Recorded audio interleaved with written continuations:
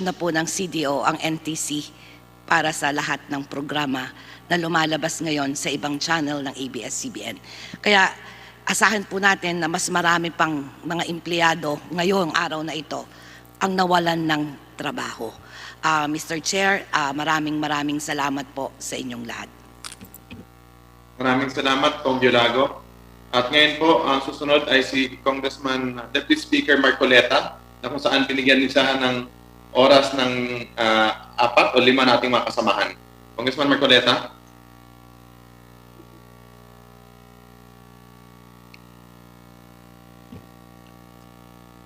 Maraming salamat po, Mr. Chair. I'd like to present a few labor issues, Mr. Chair,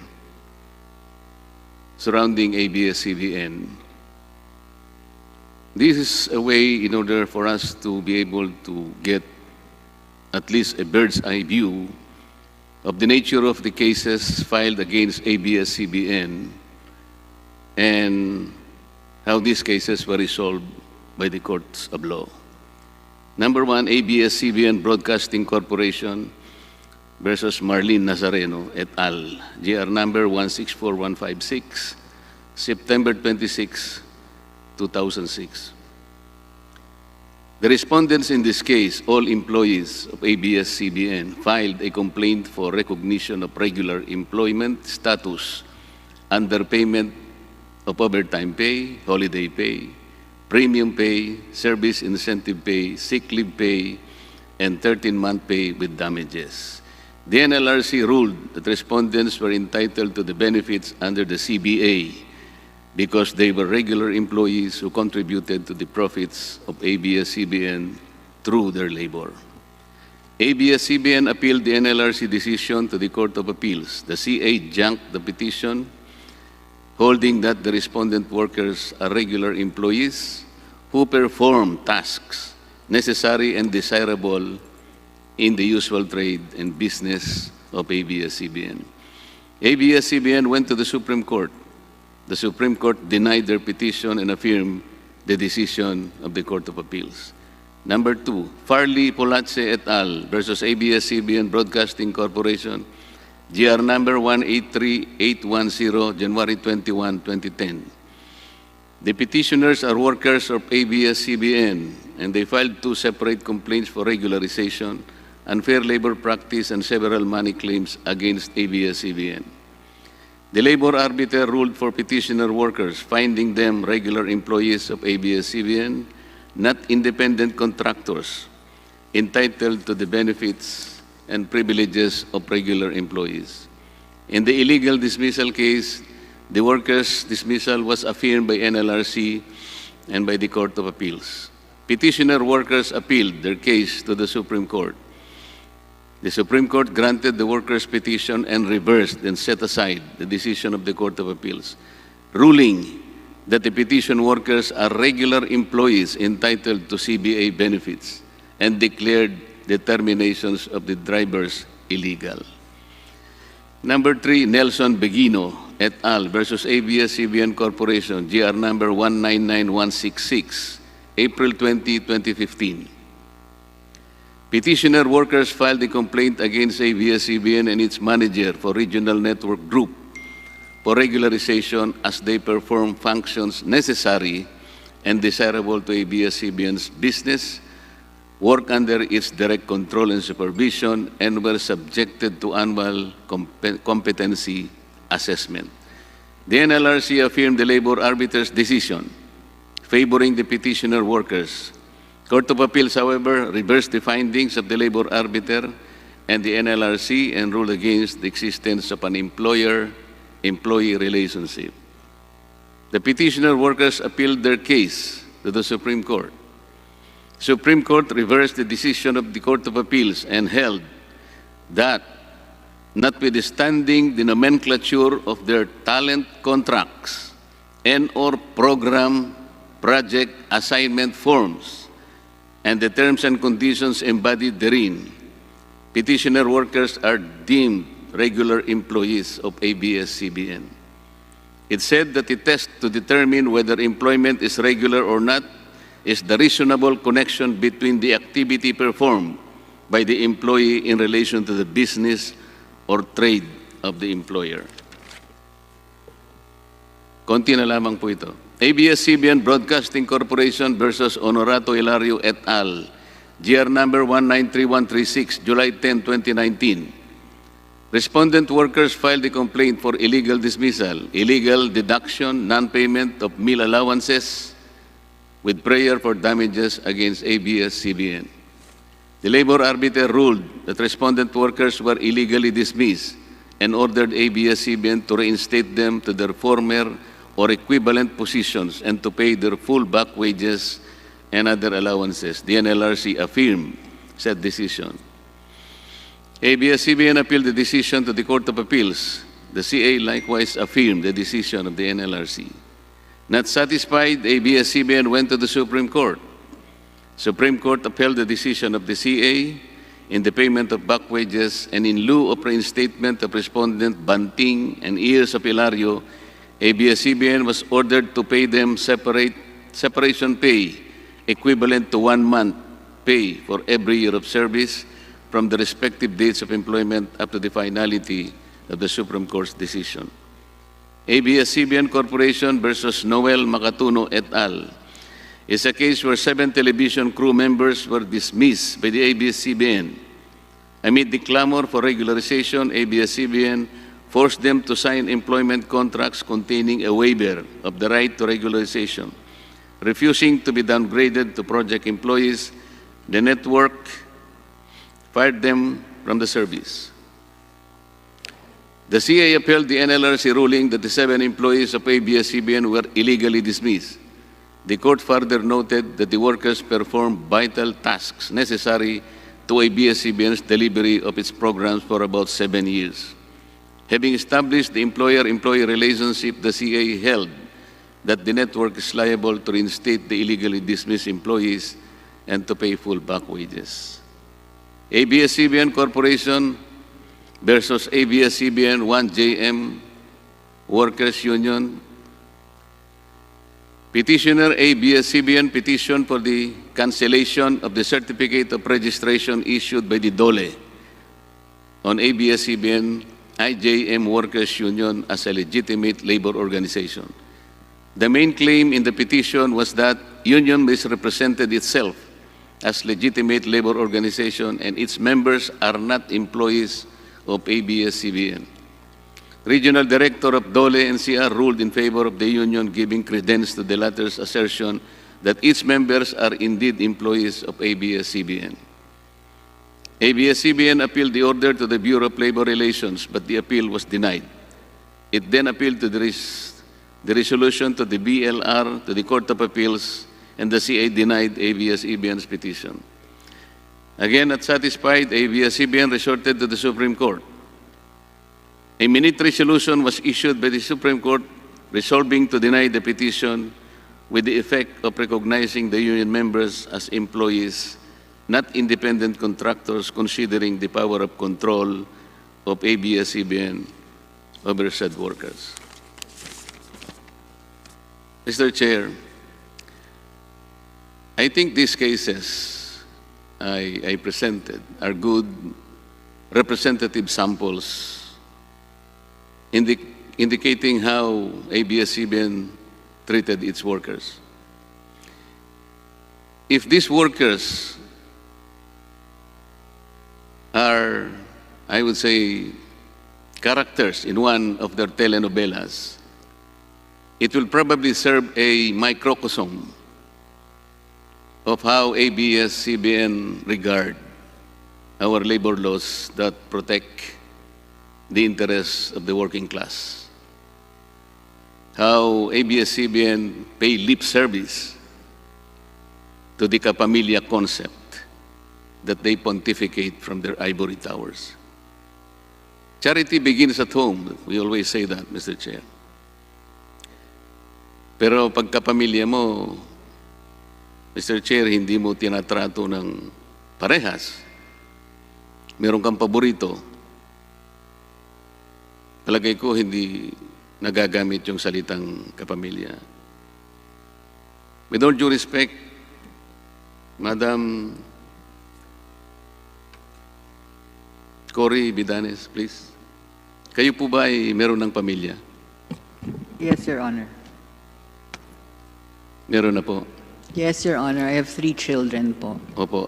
Ipaghalimbawa lamang naman po ito. Ano? Halimbawa lang na yung pong inyong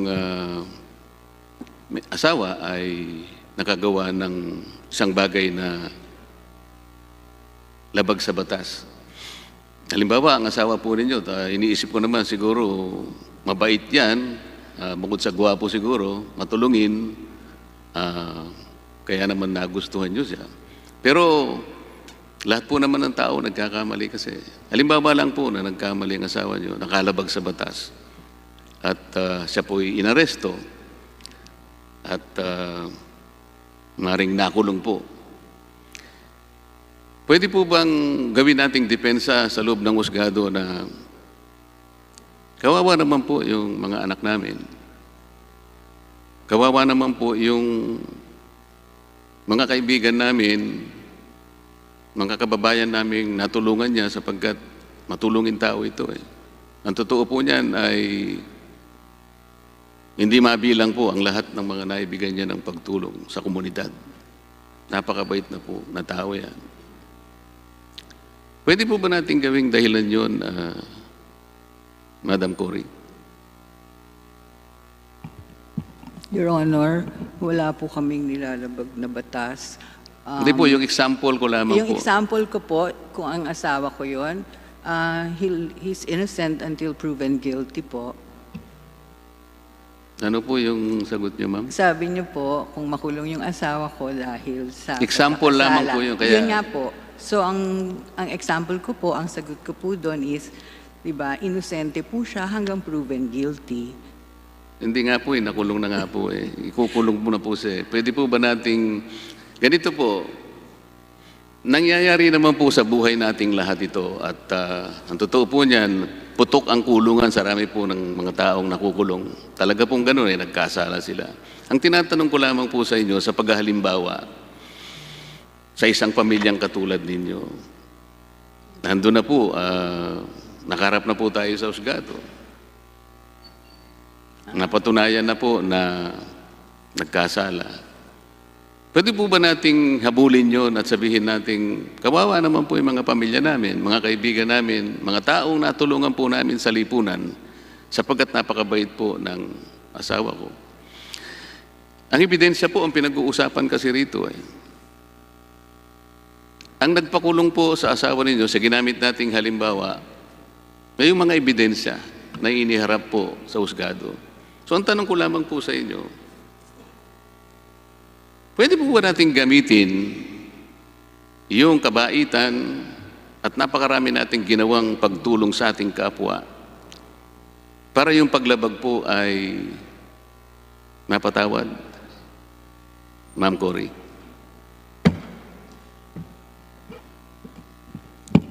Your Honor, kung ang ibig niyong pong sabihin ay binibigyan... Pakilakas lang po ninyo.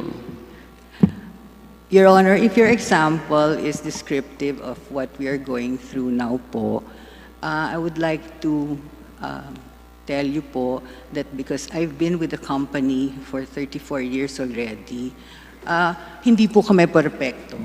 We said that from the very beginning. Pero po, hindi ko naman po ginagamit na example yung company nyo. Yung ginamit ko po ay example po na binanggit ko sa inyo. Sige po, kung sakasakaling nahihirapan po kayong hindi, Your Honor. sagutin. It's a wag na Mr. lang Chairman. po sagutin. Your Mr. Honor, Chairman. it's a parallelism lang po. I'm Excuse saying me po, if that's the parallelism. Excuse me po, Ma'am Bidanes. Sorry po. Mr. Attorney Sobreviñas po, Mr. Chairman. Sobreviñas, Maaari maghintay po bang- kayo, nakilalanin kayo ng yung floor po ay binigay ng chairman kay Congressman Rodante. Kung hindi po niya kayo kikilalanin, ay maghihintay po kayong kilalanin po niya kayo. Tuloy po kayo, Congressman Marcoleta. Nais po ba niyong sagutin pa yon, Madam Cory, yung tanong ko bilang isang paghahalimbawa? Your Honor, ang sagot ko po sana kasi is if it's a parallelism to what's happening to us now po, as I said earlier, di ba, we're innocent, hindi kami perpekto, pero wala po kaming nilalabag na batas.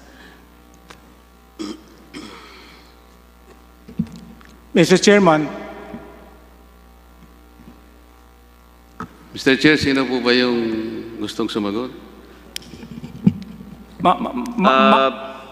Congressman Marcoleta, yung floor po ay ibinigay sa inyo ni Chairman Chicoy at nasa inyo po kung kikilalanin niyo po yung Sino nga po yung... si Attorney Francis, Congressman Marcoleta. Nasaan po siya, Mr. Chair? Your Honor, si Attorney Francis po from ABS. Ay, opo, sige po. Pasensya na kayo, natatakpan po kasi kayo. Mr. Chairman, sinimulan po ang diskusyon sa pamamagitan ng isang recitation ng mangilan-ngilang desisyon ng ating Korte Suprema kung saan natalo ang ABS-CBN. Sandali po, ang pinag-uusapan Move to natin suspend, dito... Mr. Chairman. Hearing suspended.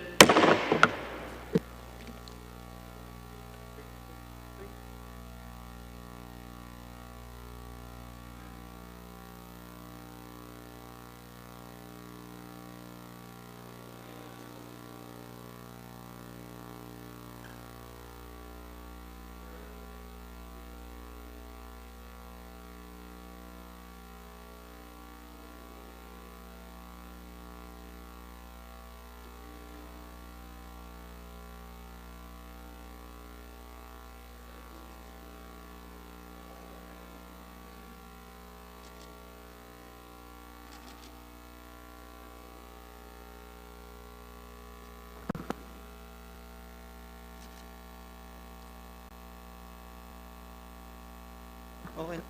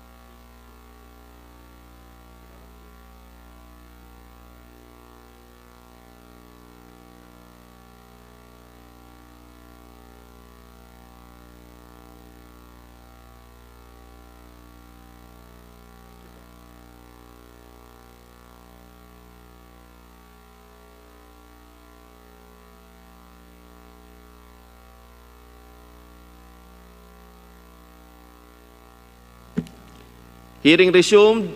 Mr. Chairman. Yes, Vice Chairman Defensor. Yes, Mr. Chairman. Una po lahat na alam ko naman nag-usap na po kayo, but gusto ko lang po i-put on record yung point of order kasi po oras po ng ating Congressman Marcoleta.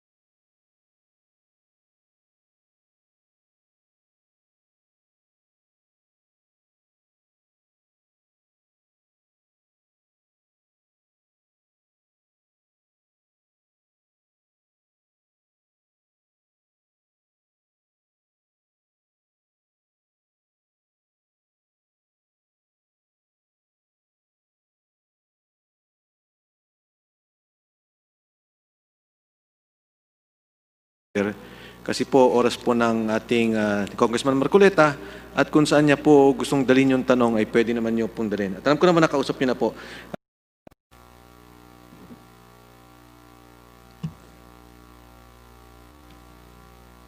Ang akin pong punto, can we keep it off the record, Your Honor, because I was compelled to request to be recognized on account of the nature of the question propound to Ms. Vidanes. Yun lang po naman yung tanging dahilan. Congressman Marcoleta, pagpatuloy niyo na po. So wala pong gustong sumagot pala, Mr. Chair. Napakasimple po nung aking tinatanong kanina. Mukha pong gusto nang sagutin ni Ma'am Cory Vidanes, Congressman Marcoleta. Ma'am Cory Vidanes. Yes, Your Honor, if you will allow me to answer. Your Honor, dun sa tanong po niya, even if it's a parallelism, if that was an example, depende po siguro sa kasalanan nung asawa kong nakulong. Kung jaywalking lang po, mapapatawad ko siya.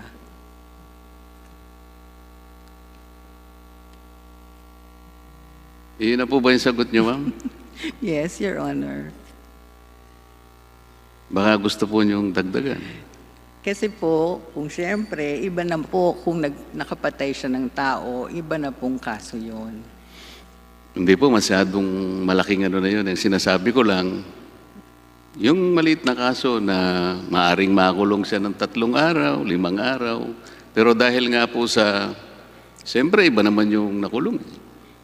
Andyan yung mga anak at maaring nagsisikip ang dibdib ninyo, pati yung mga taong natulungan.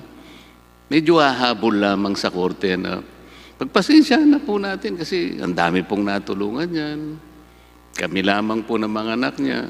Mahirap po namang maiwanan kami. Yun lang naman po eh. Kaya ang tanong pong nananatili ay, pwede bang gawin nating dahilan yon para sabihin natin sa judge, Judge, huwag mo nang ikulong ang asawa ko.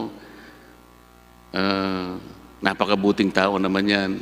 So pwede po ba nating sukatin yung pagtulong na ginawa ng isang tao at ang kanyang kabaitang nagawa sa harap ng isang pagkakasalang nagawa niya? Hindi po ganun eh. Ang korte po ang magpapasya sigun dun sa ebidensyang inilahad sa kanila. So, hahatol po yung hukom eh. So, sasabihin niya, pasensya na po, trabaho lang po ito, kailangan po talaga nating patawan siya ng kaukulang parusa kahit na po pinakamabuti na asawa o pinakamabait na miyembro ng isang komunidad. Ganun po yung magiging hatol ng korte, Madam. Isang tanong po pala kay Mr. Mendoza,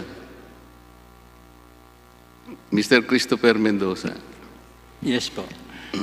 Kahapon po at saka maging kanina nung ikaw ay tanungin ng isa sa kasama namin, sabi niya, nagtataka ako, sabi niya, dahil sa kahit na dumaan ka sa maraming pagsubok sa buhay mo, dahil nga sa kadahilanan na tinanggal ka, hanggang sa pumunta ka pa nga sa korte, pero nasabi mo pa rin na no to shut down, di ba? Yun ang tinatanong sa'yo. Opo. Nasabi mo, di ba? Opo. Pero di ba personal lang sa'yo yun? Sa personal mong sentimiento. Opo. No to Nasabi shut ko down. po yun, totoo po yun, no to shut down po ako. Personal Pero mong- po, opo, personal ko po yun. Okay. Yung personal mo bang conviction, sentimiento, maaaring mangibabaw sa harap ng naguhumiyaw na katarungan na hinahanap ng mga kasama mo at iba pang mga kawani ng ABS-CBN na maaaring masadlak sa ganyang kalagayan, humihingi ng katarungan hanggang ngayon ay hindi pa nakakamit. Opo. Mangingibabaw ba ang pansarili mong conviction. Hindi po, kaya kung, di ba sabi ko nga po, no to shutdown po ako. Pero po, kaya nga po may pero eh.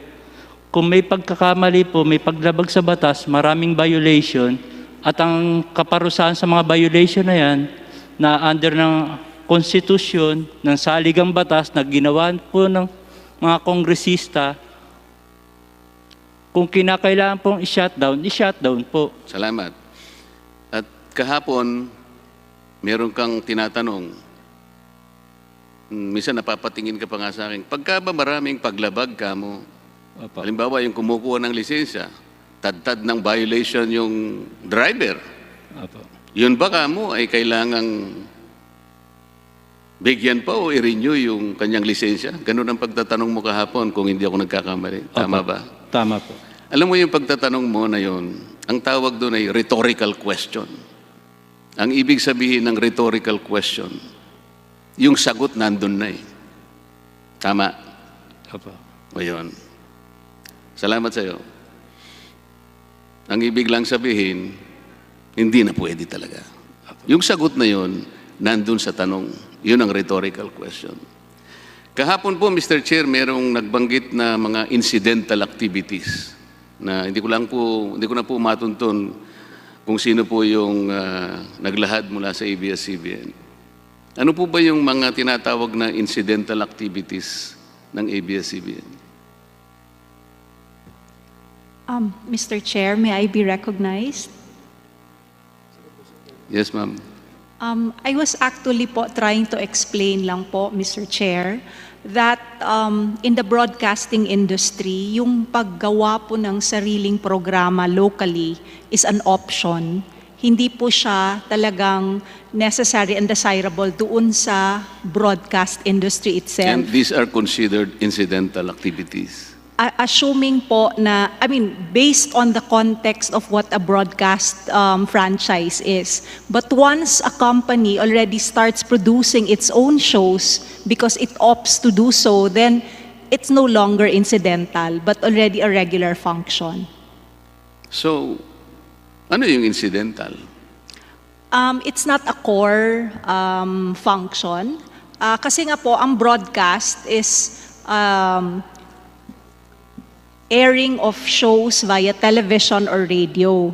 In doing so, hindi po kailangan ng isang kumpanya na gumawa ng sariling show. Pwede siyang bumili ng content, magla-license siya ng content like Mexican telenovelas, K-dramas, mga US na soap operas. Pwede rin po silang makipag-partner like in the past, ABS-CBN partnered with Regal Films. Okay, so, ito, kumikita rin naman ang ABS-CBN dito, hindi ba? Sa alin po ito, Mr. Chair? Doon sa pagsisimula ng mga incidental activities na ito, hanggang sa dumating doon sa punto na nakakagawa na kayo ng programa.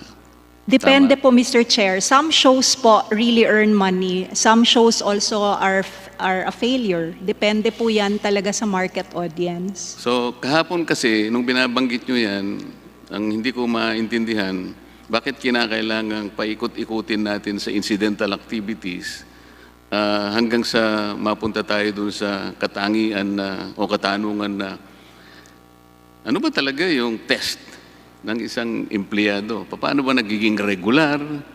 Kasi nga sa dami po ng iniikutan natin, nagkakaroon ng confusion tuloy kung saan ba tayo talaga papunta. Kagaya po ng pagpapaliwanag ninyo, kahit paano kung isipin, I'd like to believe that I have a fair level of intelligence.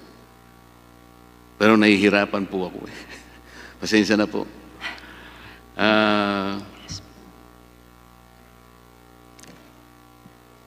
Gusto ko kasing matingnan, ano ba yung proportion ng labor cost dun sa mga incidental activities na binabanggit nyo kahapon eh. Para bang, ito, ginawa natin ito, san papunta, ano yung produkto, wala bang labor na nagamit doon? Yung labor content, gusto ko kasing palitawin na kahit gaano kaliit man yon, kailangan makita natin yung contribution ng labor eh. Kaya gusto kong itanong sa inyo, kung susumahin natin yung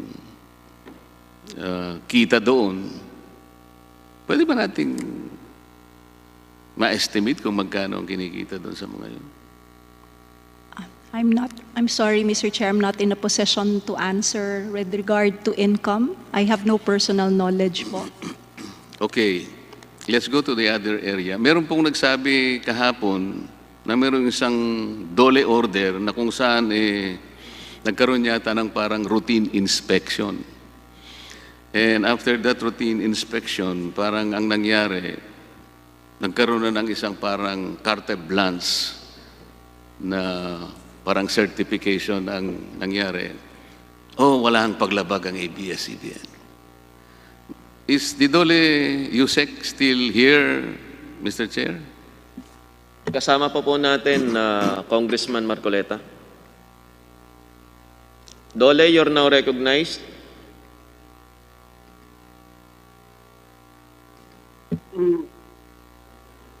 Yes po, Mr. Chair. Yes po. Kayo po si Yusek Ana, ma'am.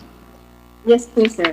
Kanina rin po, tinanong kayo doon sa tungkol sa, ano po ba yung dole order? Ano po ba yung inspection routine na ginawa ninyo na kung saan ginagamit po ngayon ng ABS-CBN na parang ito ay isang all-encompassing certification that ABS-CBN has no labor violations whatsoever. What is that routine inspection about? Mr. Chair, Your Honor, mabuti po at naitanong ninyo yan. Kasi po yung mga lumabas na parang mga banner headlines, may reservation po ako doon. Kasi po, yung order namin pertains only po sa mga violations. Ganito po, ma'am, pasensya na po. Ganito, ano po ba yung inspection? Saan po kayo nag-inspect? Mr. Chair, Your Honor, nag-inspect po kami doon sa premises ng ABS-CBN Corporation. So, in-inspect nyo yung premises. Pwede ko po bang i-assume na tinitingnan nyo yung worksite? Kung healthy yung worksite, halimbawa kung hygienic, kung ventilated, ganun po ba yun? Kasama po yan, Your Honor. Okay. Sa mga tweet, yun po ay merong limited coverage lang. Ibig sabihin, tsaka yung period, siguro nung dumating kayo, ay sa araw na yon, yun po ba ay isang measure na kagaya ng ini-imply ngayon ng ABS-CBN na parang klarong-klaro o walang paglabag? Kahit anong violation with respect to labor laws, wala ang ABS-CBN. Pwede po bang magamit yung order na yun, Madam Yusek? Yan po, Your Honor, yan po yung gusto namin i-clarify that yung order po na nilabas namin ay patungkol lamang po doon sa period na covered po ng routine inspection. Kaya nga po, we're also having reservation na parang blanket na po ito na walang paglabag.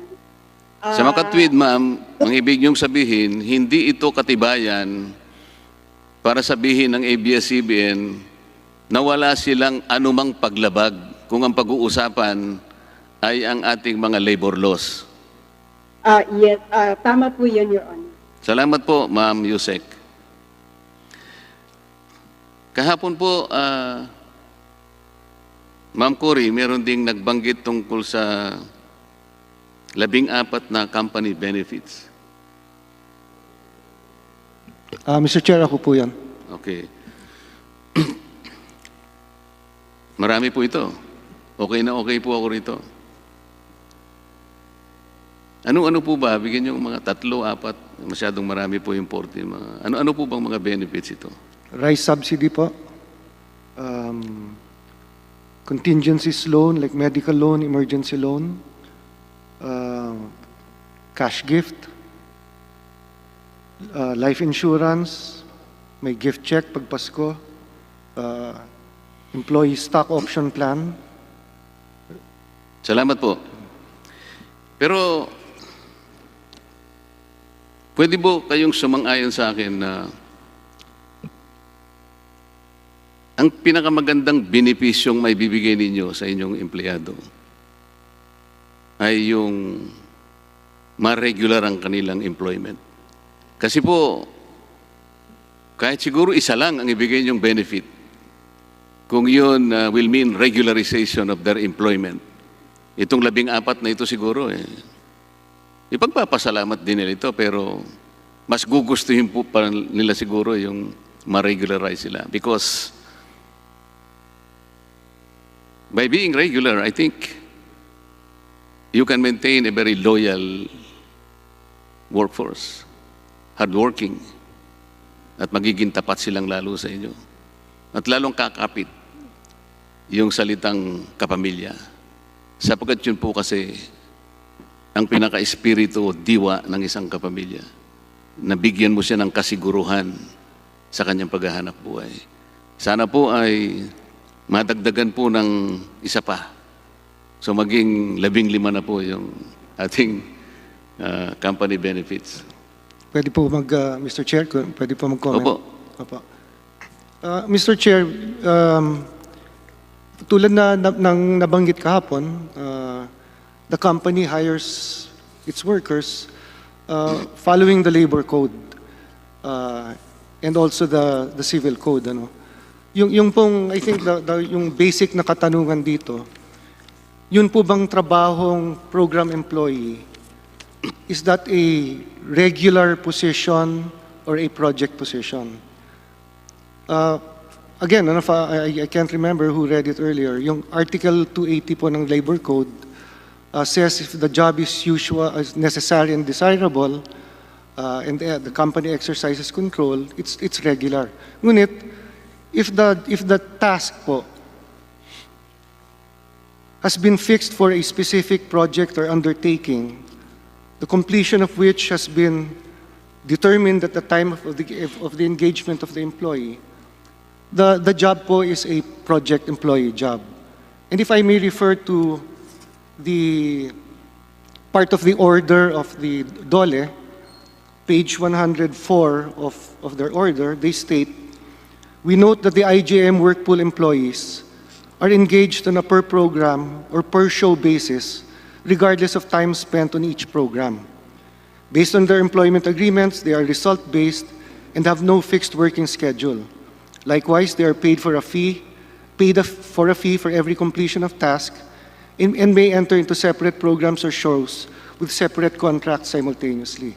On that basis po, the structure of our employment, we have regular employees and we have the work pool employees or these project employees whose engagement is based on a project with a predetermined start and end po. So, but nevertheless po, these project employees that fall into, as mentioned by the DOLE order, that fall into our work pool are given all of these benefits, 14 of which exceed the benefits that are required by law. So, and to the Honorable Congressman's comment earlier about the company not caring for its human resources, if I may just comment po, we have a different perspective on that po. No? We take the best care of our workers in a way that allows us the company to continuously be competitive and sustainable po. So yun lang po. I think the crux of the matter is whether the job is that of a regular employee or that of a project employee. Our structure po is based on the Labor Code, Supreme Court decisions, and also the Civil Code po, Your Honor. Thank you po. Yun lang po, Mr. Chair. Salamat po, Attorney. Lahat po ng sinabi ninyo ay maaari pong ipahayag yan sa lahat ng korte ng ating bansa. Bilang abogado, tungkulin naman ninyo na ipagtanggol ang ABS-CBN sapagkat kung inaakala ninyo na ang kapakanan niya ay nasasaling, halimbawa, kailangan ninyong ipagtanggol yun.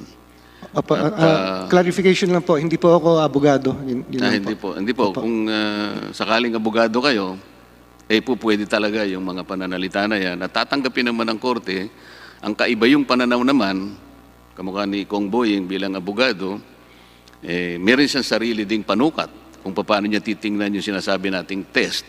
At saka tapos-tapusan po, Mr. Chair, ang magpapasya niyan ay yung hukuman. Kung minsan nga po ay umaabot hanggang sa Korte Suprema. Ito po yung nangyayaring normal. Yes, Ang kinatatakot ko lamang po kasi, Mr. Chair, ito po hawak ko itong mga statistics ng mga figura ng ilan ba talaga ang empleyado. Kanina po sa pagtatanong ng ating kasama rito ay mukhang hindi masyadong matuko. Ilan ba talaga yung regular, ilan ba yung ganito. Pero ang gagamitin ko na lamang po itong submission ng ABS-CBN na binigay sa atin ng ating COMSEC at saka yung data na nanggaling po sa mga different agencies. Lumilitaw po kasi dito sa report ng DOLE, out of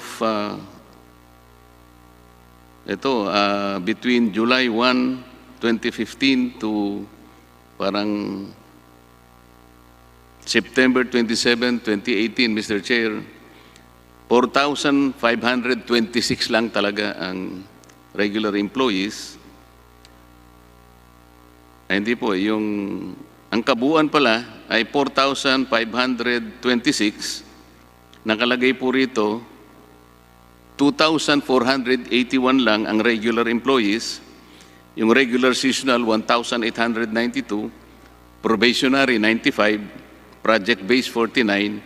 Casual, 3. Consultant, 6. Nung pong ako'y nagsimulang tumayo dito sa ating pagdinig, Mr. Chair, ang binanggit ko ngang bilang ay 2,661. Mas kulang pa nga po pala 2,481 lang regular employees. Ano po yung kinatatakot ko rito? Ang karamihan po kasi ay independent contractors, project or project-based, program-based employees. This is a potential area of conflict. Kaya nga nagkakaroon po tayo ng ganitong problema. Napakarami po ng project and program-based, napakarami po ng independent contractors. Nag-a-average lamang po sila ng 4,455, Mr. Chair. Ito po yung report ng PhilHealth. Ang kabuuan po ng empleyado ninyo na pinagbabayad po nyo ng kaukulang benepisyo, 4,500. Ang report po ng BI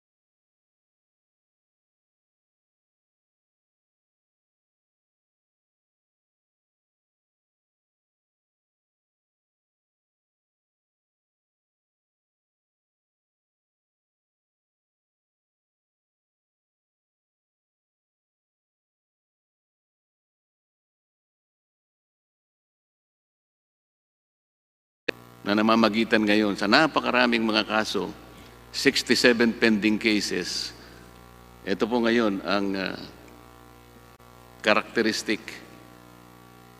o nature ng kinasasadlakan ng ABS-CBN at ang kanyang mga empleyado. Kanina po, Mr. Chair, pwede mag-clarify lang po.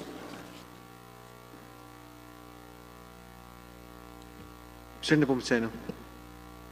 Yung sa numero lang po, yung 11,000 is for the entire group. Yung nabanggit yung numbers, tama po yon, pero para sa ABS Corporation lang po yon. Yung 11,000 na binabanggit po namin is for all 17 companies in the group. And ang remittances po namin para doon sa all 11 companies for 2019, pag sa SSS, 8,625, Pag-ibig, 8,616, PhilHealth, 8,619. Saan po nanggagaling yung diferensya? Ba't nalayo po doon sa 11,000?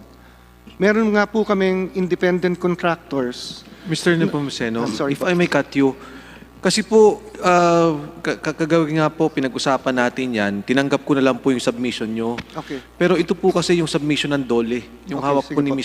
ni Congressman Deputy Speaker Marcoleta, yung pong submission na yun is hawak ng PhilHealth, submission ng PhilHealth at official submission ng BIR. Kaya it depends to Mr. Marcoleta kung ano pong, pero ito po yung official submission namin, Mr. Nepomuceno. Ang sinabit niyo po sa amin ngayon is ABS-CBN plus the subsidiaries. Opo. Opo. Yes, Deputy Speaker Kasi po, Marcoleta. Mr. Chair, kapag sinabi mong employer-employee relations, itong regular employees lang, tatanggapin po ba ninyo na yung project or program-based ay talagang regular employees ninyo? Hindi po. Hindi rin nyo tatanggapin na yung independent contractors, mga regular employees nyo. Ang pinag-uusapan natin kasi, at nang magsimula kayo, kawawa naman po yung aming 11,000 na employees. So parang, pag mabilis kang mag-isip, mga regular employees. Ngayon pala, ang karamihan nito, sabi ko nga sa inyo, mga more than 7,000 plus, hindi regular employees to. Kaya ang kinuha ko lamang po, ay yung submission po ng PhilHealth, ng BIR, SSS, ECC, at saka DOLE. Nag-a-average lamang po kayo ng 4,455 kung pag-uusapan ang ibinabayad ninyo ng kaukulang mga contributions. Tama po yun. Para sa ABS Corporation lang po yun. Tama ho yung sinabi nyo. Yun lang naman po ang pinag-uusapan natin. Ang prangkisa ng ABS-CBN Corporation. Wala nang iba. Pero meron pong relationship kasi yung ABS Corporation with all its other subsidiaries. Naari nga po. Pero kapag pinag-uusapan employer-employee relations, ayaw po niyong tanggapin na mga employees po ang independent contractors. Kaya wag na nating ipilit yun sapagkat ang pinag-uusapan lang natin dito, regular employees. Pero apektado din po sila pag nawala yung prangkisa ng ABS-CBN po. Yun lang po, Mr. Chair. Talaga pong maraming apektado. Kagaya po ng paghahalimbawa ko kanina, dapat po yung padre de pamilya na yon, inisip niya ang consequences na maaaring mangyari sa pamilya niya, sa mga kaibigan niya, sa komunidad. Kaya kinakailangang maging ehemplo siya ng pagsunod sa lahat ng batas ng ating bansa. Sa ngayon po, kung ang tinutukoy po yung ABS-CBN bilang padre de pamilya, batay po sa aming pagkakaintindi, coming into this franchise, wala po naman violation yung ABS-CBN Corporation po. That is not for you to decide. Yes, Your Honor. I withdraw my comment. Thank you. Kanina po, Mr. Chair, isang kasama natin, nagwakas ang kanyang interpellation sa isang tanong. Sabi po niya, o ang pagtatanong niya, can you imagine without ABS-CBN? Ako na po ang sasagot. Mr. Chair, yes, I can imagine that. I can even live without ABS-CBN. Salamat po.